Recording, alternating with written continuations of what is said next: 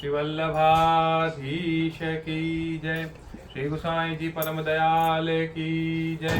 श्याम सुंदर श्री यमुने महारानी की जय।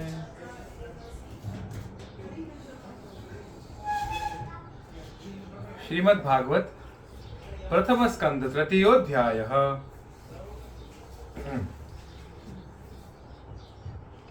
भगवान के अवतारों का वर्णन।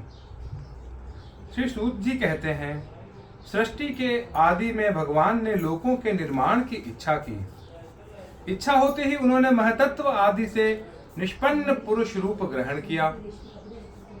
उसमें 10 इंद्रियां, 1 मन और 5 भूत, ये 16 कलाएं थी। उन्होंने कारण जल में शयन करते हुए जब योग निद्रा का विस्तार किया, तब उनके नाभि सरोवर में से एक कमल प्रकट हुआ और उस कमल से प्रजापतियों के अधिपति ब्रह्मा जी उत्पन्न हुए। भगवान के उस विराट रूप के अंग प्रत्यंग में ही समस्त लोकों की कल्पना की गई है। वह भगवान का विशुद्ध सत्वमय श्रेष्ठ रूप है। योगी लोग दिव्य दृष्टि से भगवान के उस रूप का दर्शन करते हैं। भगवान का वह रूप हजारों पैर, जांघें, भुजाएं और मुखों के कारण अत्यंत विलक्षण है। उसमें सहस्त्रों सिर, हजारों कान, हजारों आंखें और हजारों नासिकाएं हैं। हजारों मुकुट, वस्त्र और कुंडल आदि आभूषणों से वह उल्लसित रहता है। भगवान का यही पुरुष रूप, जिसे नारायण कहते हैं, अनेक अवतारों का अक्षय कोश है। इसी से सारे अवतार प्रकट होते हैं। इस रूप के छोटे से छोटे अंश से देवता, पशु पक्षी और मनुष्य आदि योनियों की सृष्टि होती है। उन्हीं प्रभु ने पहले कौमार सर्ग में सनक, सनंदन, सनातन और सनत कुमार, इन 4 ब्राह्मणों के रूप में अवतार ग्रहण करके अत्यंत कठिन अखंड ब्रह्मचर्य का पालन किया। दूसरी बार इस संसार के कल्याण के लिए समस्त यज्ञों के स्वामी उन भगवान ने ही रसातल में गई हुई पृथ्वी को निकाल लाने के विचार से शुक रूप ग्रहण किया। ऋषियों की सृष्टि में उन्होंने देवर्षि नारद के रूप में तीसरा अवतार ग्रहण किया और सात्वत तंत्र का, जिसे नारद 5 रात्र कहते हैं, उपदेश किया। उसमें कर्मों के द्वारा किस प्रकार कर्म बंधन से मुक्ति मिलती है, इसका वर्णन है। धर्मपत्नी मूर्ति के गर्भ से उन्होंने नर नारायण के रूप में चौथा अवतार ग्रहण किया। इस अवतार में उन्होंने ऋषि बनकर मन और इंद्रियों का सर्वथा संयम करके बड़ी कठिन तपस्या की। 5वें अवतार में वे सिद्धों के स्वामी कपिल के रूप में प्रकट हुए और तत्वों का निर्णय करने वाले सांख्य शास्त्र का, और जो समय के फेर से लुप्त हो गया था, आसुरी नामक ब्राह्मण को उपदेश किया। अनसुया के वर मांगने पर 6ठे अवतार में वे अत्रि की संतान दत्तात्रेय हुए। इस अवतार में उन्होंने अलर्क एवं प्रहलाद आदि को ब्रह्म ज्ञान का उपदेश किया। 7वीं बार रुचि प्रजापति की आतुकी नामक पत्नी से यज्ञ के रूप में उन्होंने अवतार ग्रहण किया और अपने पुत्र याम आदि देवताओं के साथ स्वयंभू मनवंतर की रक्षा की। राजा नाभि की पत्नी मेरु देवी के गर्भ से ऋषभ देव के रूप में भगवान ने 8वां अवतार ग्रहण किया। इस रूप में उन्होंने परम हंसों का वह मार्ग, जो सभी आश्रमियों के लिए वंदनीय है, वह दिखाया। ऋषियों की प्रार्थना से 9वीं बार वे राजा पृथु के रूप में अवतीर्ण हुए। शौनकादि ऋषियों, इस अवतार में उन्होंने पृथ्वी से समस्त औषधियों का दोहन किया था। इससे यह अवतार सबके लिए बड़ा ही कल्याणकारी हुआ। चाक्षुष मनवंतर के अंत में जब सारी त्रिलोकी समुद्र में डूब रही थी, तब उन्होंने मत्स्य के रूप में 10वां अवतार ग्रहण किया और पृथ्वी रूपी नौका पर बैठकर अगले मनवंतर के अधिपति वैवस्वत मनु की रक्षा की। जिस समय देवता और दैत्य समुद्र मंथन कर रहे थे, उस समय 11वां अवतार धारण करके कच्छप रूप से भगवान ने मंदराचल पर्वत को अपनी पीठ पर धारण किया। 12वीं बार धन्वंतरी के रूप में अमृत लेकर समुद्र से प्रकट हुए और 13वीं बार मोहिनी रूप धारण करके दैत्यों को मोहित करते हुए देवताओं को अमृत पिलाया।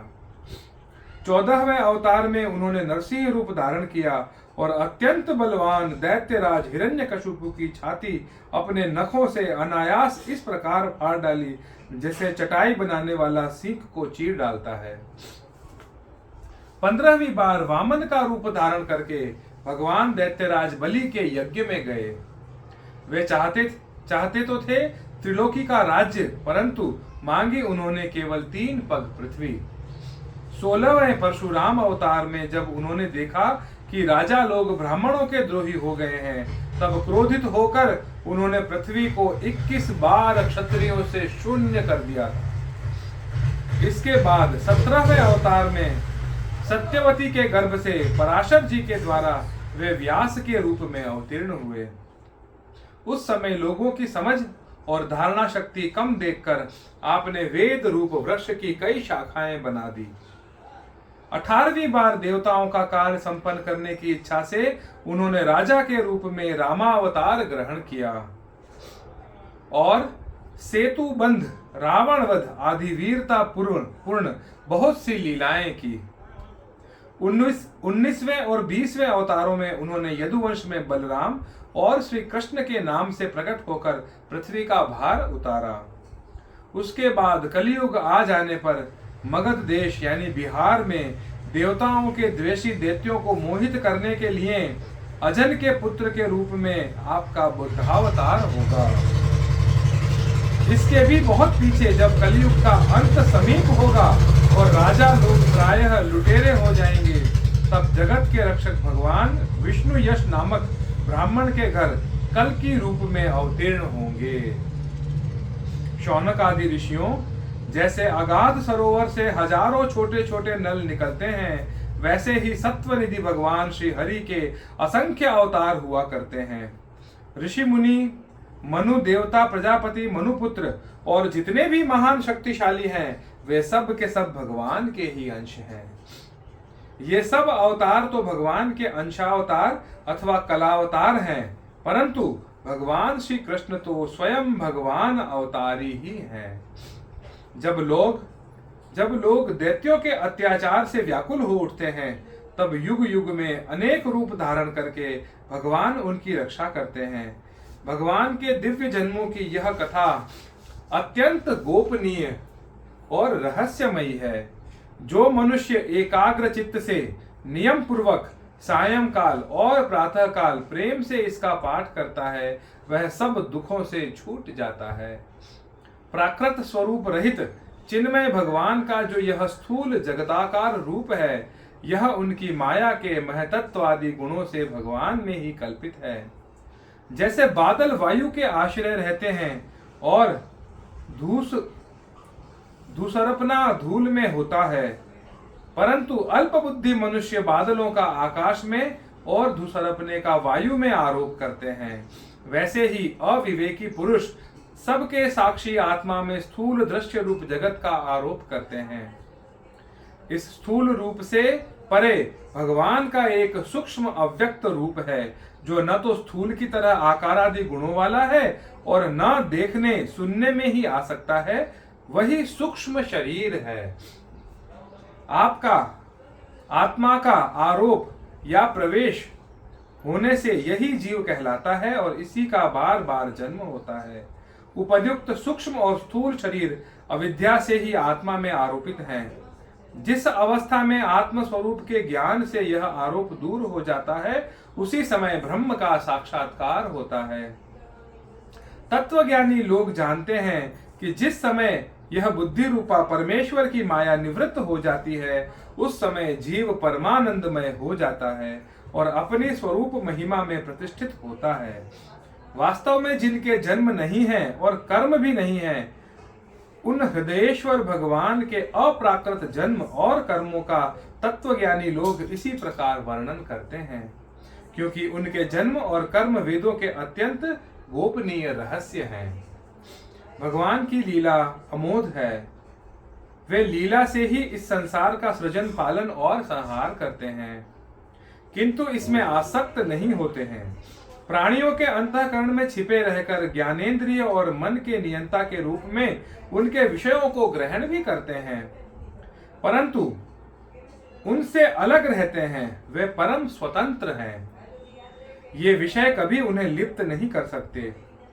जैसे अनजान मनुष्य जादूगर अथवा नट के संकल्प और वचनों से की हुई करामात को नहीं समझ पाता, वैसे ही अपने संकल्प और वेद वाणी के द्वारा भगवान के प्रकट किए हुए इन नाना नाम और रूपों को तथा उनकी लीलाओं को कुबुद्धि जीव बहुत सी तर्क युक्तियों के द्वारा नहीं पहचान सकता। चक्रपाणी भगवान की शक्ति और पराक्रम अनंत हैं, उनकी कोई था नहीं पा सकता। वे सारे जगत के निर्माता होने पर भी उससे सर्वथा परे हैं। उनके स्वरूप को अथवा उनकी लीला के रहस्य को वही जान सकता है जो नित्य निरंतर निष्कपट भाव से उनके चरण कमलों की दिव्य गंध का सेवन करता है, सेवा भाव से उनके चरणों का चिंतन करता रहता है। शौनक आदि ऋषियों, आप लोग बड़े ही सौभाग्यशाली तथा धन्य हैं जो इस जीवन में और विघ्न बाधाओं से भरे इस संसार में समस्त लोगों के स्वामी भगवान श्री कृष्ण से वह सर्वात्मक आत्म भाव, वह अनिर्वचनीय अनन्य प्रेम करते हैं, जिससे फिर इस जन्म मरण रूप संसार के भयंकर चक्र में नहीं पड़ना होता। भगवान वेद व्यास ने यह वेदों के समान भगवत चरित्र से परिपूर्ण भागवत नामक पुराण बनाया है। उन्होंने इस श्लाघनीय, कल्याणकारी और महान पुराणों को लोगों के परम कल्याण के लिए अपने आत्मज्ञानी शिरोमणि पुत्र को ग्रहण कराया। इसमें सारे वेद और इतिहासों का सार संग्रह किया गया है। सुखदेव जी ने राजा परीक्षित को यह सुनाया। उस समय वे परमर्षियों से घिरे हुए आमरण अनशन व्रत लेकर गंगा तट पर बैठे हुए थे। भगवान श्री कृष्ण जब धर्म ज्ञान आदि के साथ अपने परम धाम को पधार गए, तब इस कलयुग में जो लोग अज्ञान रूपी अंधकार से अंधे हो रहे थे, उनके लिए यह पुराण रूपी सूर्य इस समय प्रकट हुआ है। शौनक आदि ऋषियों, जब महातेजस्वी श्री सुखदेव जी महाराज वहां इस पुराण की कथा कह रहे थे, तब मैं भी वहीं बैठा था। वहीं मैंने उनकी कृपापूर्ण अनुमति से इसका अध्ययन किया।